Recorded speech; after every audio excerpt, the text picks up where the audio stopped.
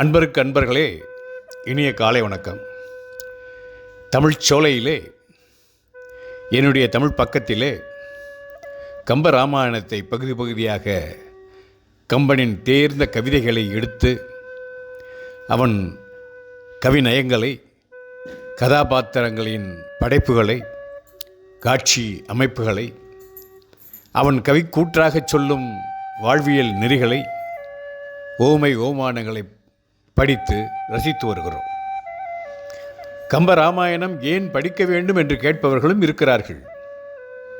இதற்கு விடையாக நாம் சொல்ல வேண்டியதில்லை, பல்வேறு மொழி அறிஞர்கள் சொல்லியிருக்கிறார்கள். கம்ப ராமாயணம் உலக இலக்கியங்களின் வரிசையில் வைத்து எண்ணத்தக்க ஒரு கவிதை வளம் மிக்க நூல் என்று. அவ்வாறு உலக இலக்கியங்களோடு கருத்து அளவிலும் கவிதை அளவிலும் ஒப்பிட்டு பார்க்கும் அளவில் செறிவுமிக்கது என்று கூறுகின்றார்.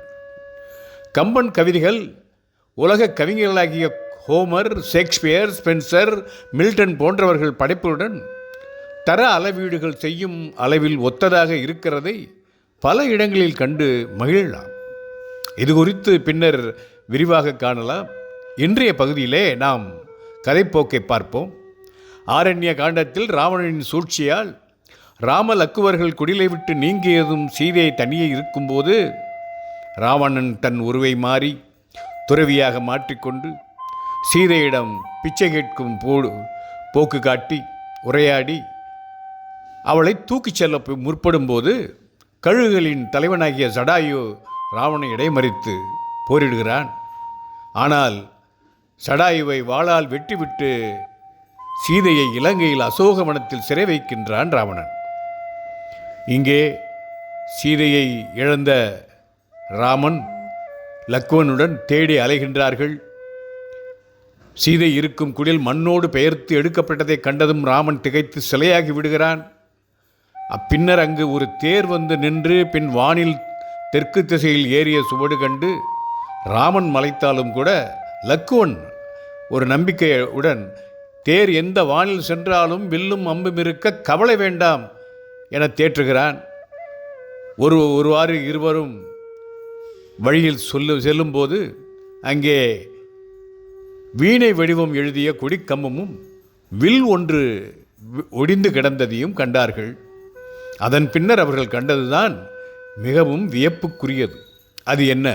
கம்பன் பாடல்: நின்று பின்னரும் நெடுநெறி கடந்து உற நிமிர சென்று நோக்கினர் திரிசிகை கொடு நெடுஞ்சூலம் ஒன்று பல்கனை மழை உரு புட்டிலோடு இரண்டு குன்று போல்வன கிடந்த கண்டு அதிசயம் கொண்டார்.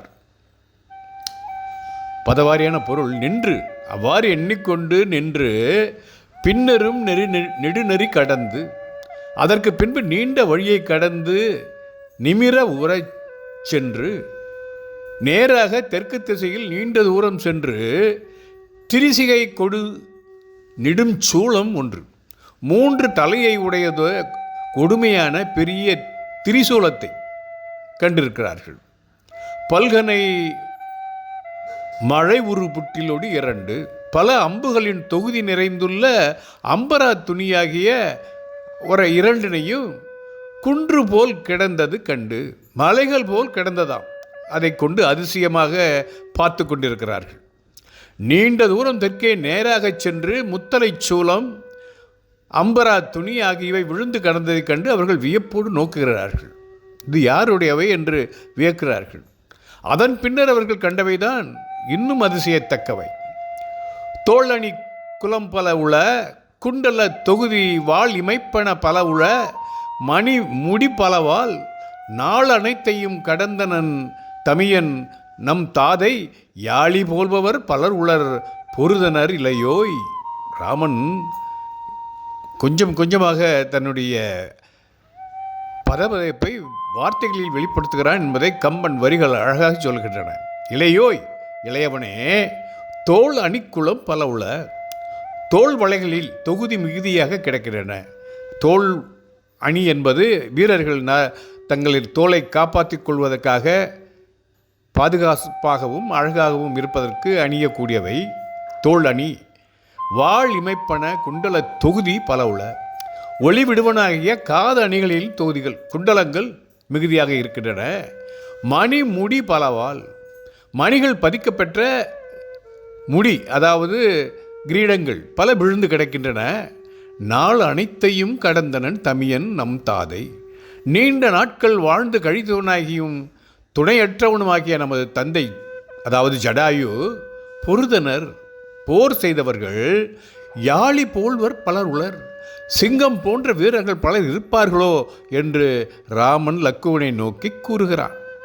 தோல் வளையங்களும் காதணிகளும் மணமுடிகளும் மணிமுடிகளும் பல சிந்தி விழுந்து கிடப்பதால் வயதான துணை இல்லாத சடாயுவுடன் சண்டையிட்டவர் பலர் இருக்கின்றார்களோ என்று ராமன் லக்குவனிடம் ஐயப்படுகிறான். ஆனால் லக்குவன் என்ன செய்தான் சொல்லும் தெரியுமா? அவன் ஒரு துணிவான முடிவை எடுக்கிறான். அவனுடைய அறிவு கூர்மையை காட்டுகிறான் கம்பன் வரிகளிலே.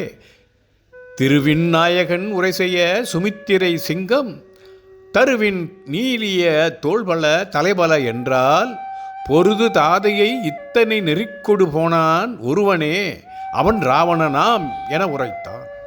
எவ்வளவு தெளிவாக இருக்கிறான் பாருங்கள் லக்குவன். திருவின் நாயகன் உரை செய்ய திருமால் கேழ்வனாகிய ராமன் இவ்வாறு சொன்னதும், சுமித்திரை சிங்கம், சுமித்திரையின் சிங்கம் போன்ற மகனாகிய லக்குவன். கம்பன் இந்த இடத்திலே சுமித்திரை சிங்கம் என்று சொன்னது மிகவும் அற்புதமான ஒரு சொல்லாடல். தருவின் நீளிய தோள் பல தலைபல என்றால், மரங்கள் போல நீண்டுள்ள தோள்கள் பல தலைகள் பல இருக்கின்றது என்றால், தாதையை பொருது தந்தையாகிய சடாயுவோடு போரிட்டு இத்தனை நெருக்கோடு போனான், இத்தனை நீண்ட தூர வழியில் சீதையை கொண்டு போனவன் ஒருவனே, ஒருவனாகவே இருக்க வேண்டும், பலர் அல்ல என்றபடி. அதுவும் அவன் ராவணனாம், அவன் தோள் 20 தலைகள் 10 கொண்ட ராவணனாதல் கூடும் என்று உரைக்கிறான். எவ்வளவு தெளிவாக கூறிவிட்டான் பாருங்கள். ராமன் கூறியதை கேட்டதும் லக்குவன் பல தோளணிகளும் பல மகுடங்களும் கிடப்பதால் பல தோள்களும் பல தலைகளும் உடைய ராவணன் ஒருவனே சடாயுவோடு போரிட்டு சீதையை இவ்வளவு நீண்ட தூரம் கவர்ந்து வந்தவனாக இருக்க வேண்டும் என்கிறான். அவனுடைய அனுமானம் சரிதானே? ராமன் சீதையை பிரிந்து மனக்கலக்கமடைந்திருந்ததால் நடந்ததை ஊகிக்க அவனால் முடியவில்லை. அதனால் லக்குவன் தான் அறிவு கூர்மையும் கலங்காத மனமும் உடையவனாய் அவன் உடன் இருந்து அவனுக்கு தேறுதல் கூறுகிறான். இவ்வாறு சரியாக ஊகித்து உணர்ந்து கொண்டு மாரீசன் பொன்மானாக வந்தபோதும் சரி, ராமன் அம்புபட்டு இறக்கும் தருவாயில் வஞ்சனை ஒளி எழுப்பிய போதும் சரி, லக்குவன் சரியாக ஊகித்தமை அவனது நுண்ணறிவு திறத்தை காட்டுகிறது. அங்கே சடாயு விழுந்ததைக் கண்டதும் ராமன் உணர்ச்சி பெருக்கால் அப்படியே மூர்ச்சை அடைகின்றான். அதை பற்றி கம்பன் சொல்லும் பாடல் வாருங்கள். உயிர்த்திலன் ஒரு நாழிகை உணர்விலன் கொள் என்று அயிர்த்த தம்பி புக்கு அம்கையின் எடுத்தனன் அருவி, புயல் கலந்த நீர் தெளித்தலும் புண்டரீக கண் பெயர்த்து பைப்பைய அயர்வு நீர்து இணையென வீசும். அங்கே சடாயு விழுந்து கிடப்பதை பார்த்தான் ராமன். பார்த்தவுடனேயே மூர்ச்சை அடைந்தானாம். பதவாரியான பொருள் பாருங்கள். ஒரு நாழிகை உயிர்த்திலன். ராமன் சடாயுனது உடலின் மீது விழுந்து ஒரு நாழிகை அளவு மூச்சற்றவனாக இருக்கிறான். உணர்விலன் கொள் என்று அயிர்த்த தம்பி, அது கண்டு உணர்ச்சியற்று மயங்கினான் போலும் என்று ஐயம் கொண்ட தம்பியாகிய லக்குவன் புக்கு சென்று கையில் எடுத்தனன். ராமனே தன் அழகிய கைகளால் தழுவி எடுத்து புயலருவி கலந்த நீர் தெளித்தலும், மேகத்தில் இருந்து மலை அருவியாக வந்த நீரை முகத்தில் தெளித்த உடனே புண்டரீக கண் பெயர்த்து தன் தாமரை போன்ற கண்களை திறந்து பைப்பைய அயர்வு நீர்ந்து மெதுவாக சோர்வு நீங்கி இணையென பேசும். இந்த சொற்களை கூறத் தொடங்குகிறான். சடாயுவின் உடல் மீது விழுந்த ராமன் உயிர்ப்பும் உணர்வும் அற்றவனாய் போனான். அதை கண்டு தம்பியாகிய லக்குவன் அயர்ந்து விடவில்லை. உடனே நீரினை தெளித்து அவனை மெல்ல மெல்ல உணர்வை திரும்ப பெறச் செய்கிறான். உணர்வு வந்தவுடன் ராமன் சொல்கிறான், என் தாரம் பற்றுண்ண ஏன்றாயை சான்றோயை கொன்றானும் நின்றான் கொலையுண்டு நீ கிடந்தாய், வந்தாள் சிலையேந்தி வாளிக்கடல் சுமந்து நின்றேனும் நின்றேன் நெடுமரம் போல் நின்றேனே என்று புலம்புகிறான்.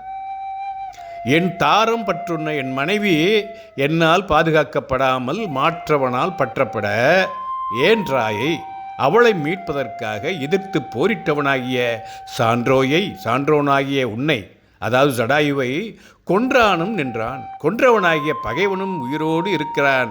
நீ கொலையுண்டு கிடக்கிறாய்.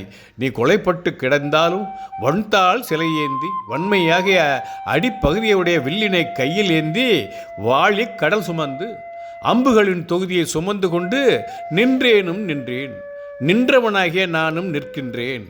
நெடுமரம் போல் நின்றேனே, ஓங்கி வளர்ந்த மரம் போல ஒன்றும் செய்யாமல் நிற்கிறேன் என்று ராமன் தன்னை பற்றி வருந்துகிறான். கொலையுண்டு நீ கிடந்தாய் என்ற வரியில் சடாயுவின் இடம் நன்றி உணர்வும் மதிப்புணர்வும் நெடுமரம் போல் நின்றேன் என்ற இடத்து நாணமும் பெருவெறுப்பும் வெளிப்படுத்துகிறான் இந்த பாடல் வாயிலாக. வாளிக்கடல் என்பது அம்புகளின் தொகுதி.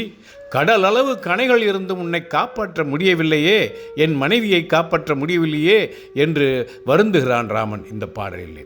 வெட்டுப்பட்ட உடலும் வேதனையும் மிக உயிரை கையில் பிடித்து கொண்டிருக்கும் சடாயு என்ன சொல்லி அவர்களை ஆற்றுப்படுத்தினான் என்பதை அடுத்த பகுதியில் காண்போம் என்று கூறி உங்களிடம் இருந்து விடைபெறுகிறேன். நண்பன் நாகராஜன். வணக்கம்.